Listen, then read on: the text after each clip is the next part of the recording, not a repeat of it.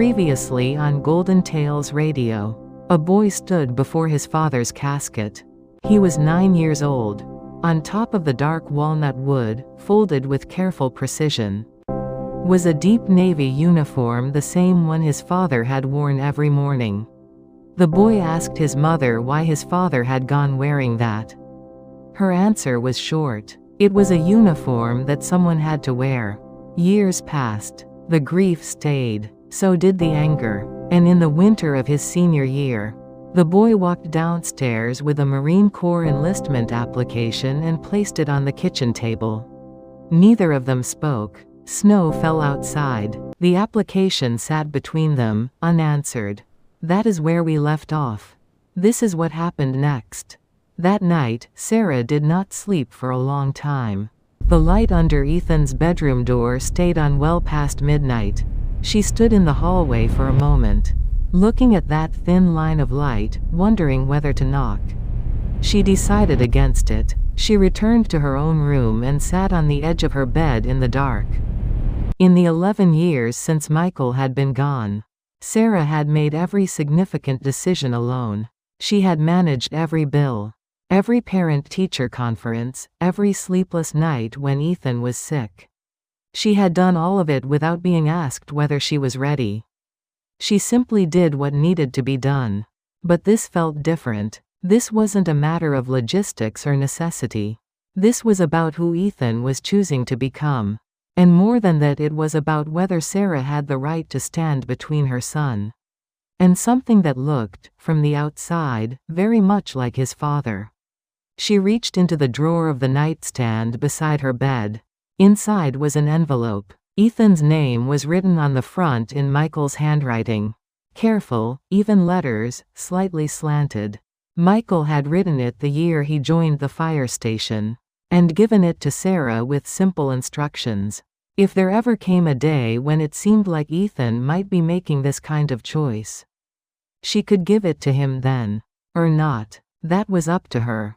She had kept it in that drawer for 11 years. She had never opened it. She had never given it to Ethan.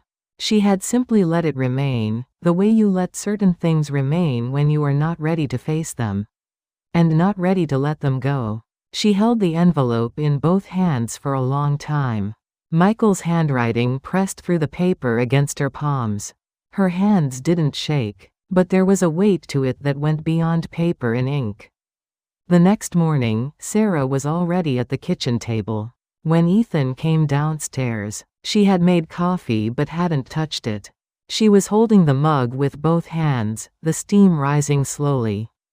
Ethan saw her, paused at the bottom of the stairs, then moved toward the refrigerator without a word. Sarah placed the envelope on the table. Ethan closed the refrigerator and turned around. He saw it, his own name, written in a hand he had not seen in 11 years. But recognized immediately, the way you recognize something that has always been part of you, even when it has been out of reach. He walked to the table and sat down slowly. He looked at the envelope. The house was quiet. Sarah said nothing. Ethan picked it up. The seal on the back was old but firm. He opened it carefully, as though he understood without being told that whatever was inside had been waiting a long time. 2 sheets of paper were folded inside. Michael's handwriting. The same careful, slightly slanted letters.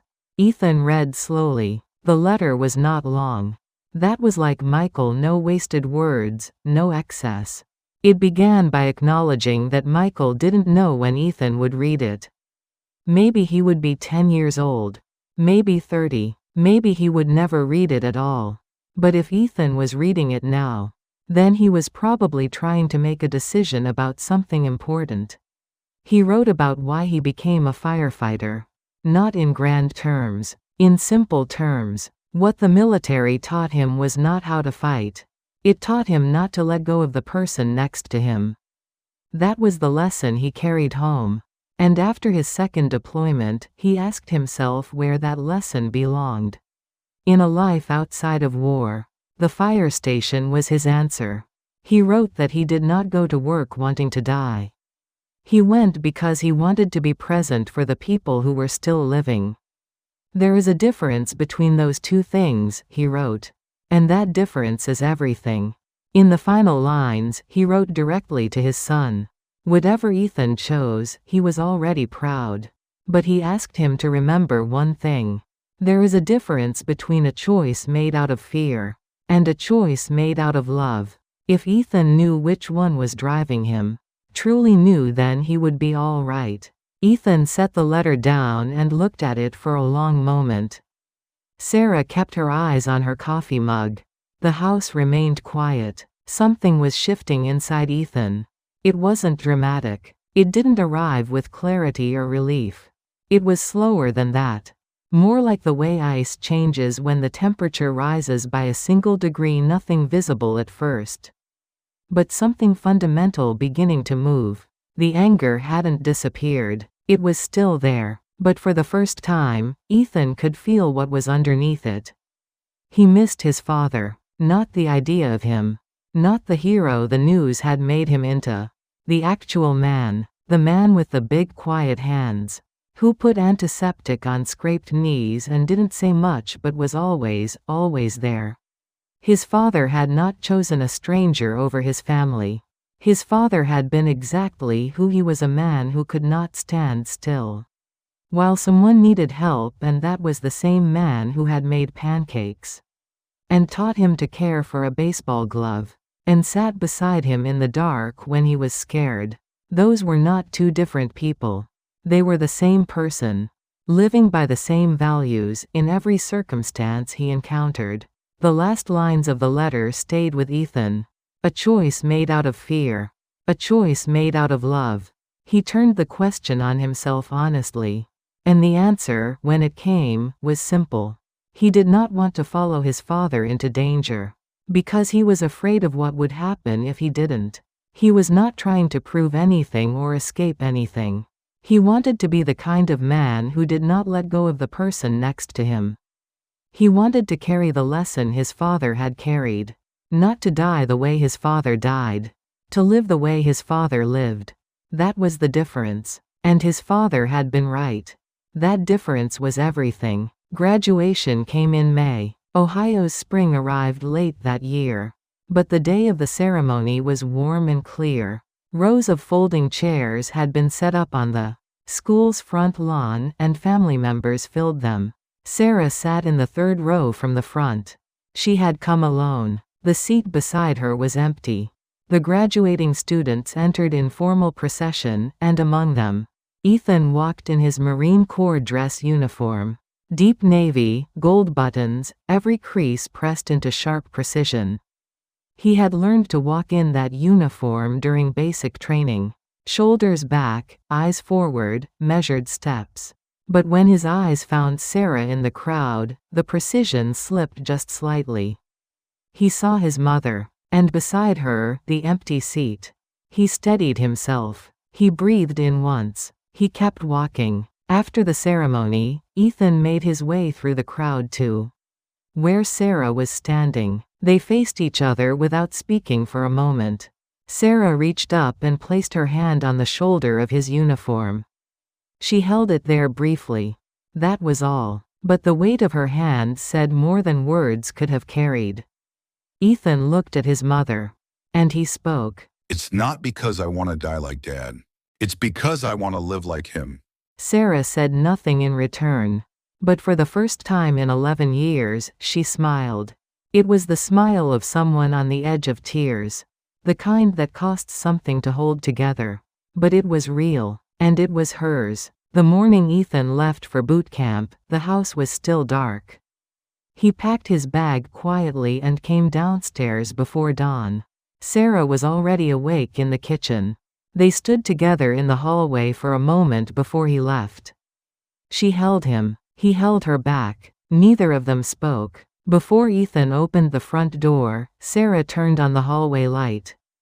On the wall hung a photograph of Michael, a group photo with his fire crew. Everyone standing in 2 rows. Michael was in the back row, second from the left. He wasn't smiling broadly the way some of the others were. But his eyes were slightly lifted at the corners. The way they always were when he was quietly content. Hanging beside that photograph was Ethan's dress uniform. The deep navy fabric, the gold buttons, pressed and still and waiting. 2 uniforms, side by side, the same color, the same fabric, belonging to 2 different men, who had made the same choice from the same place inside themselves. Ethan looked at both of them for a long moment. Then he opened the door. The morning air was cold. The sky was still dark, but at the far edge of the horizon, the first pale light of dawn was beginning to find its way in. He stepped outside and kept walking. If this story moved you, it's because it isn't only about one family.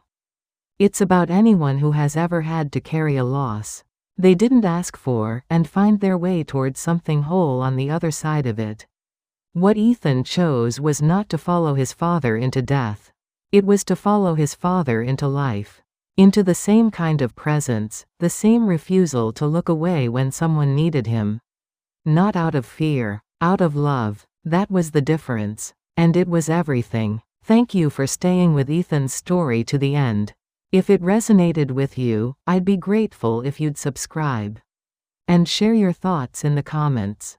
Until next time.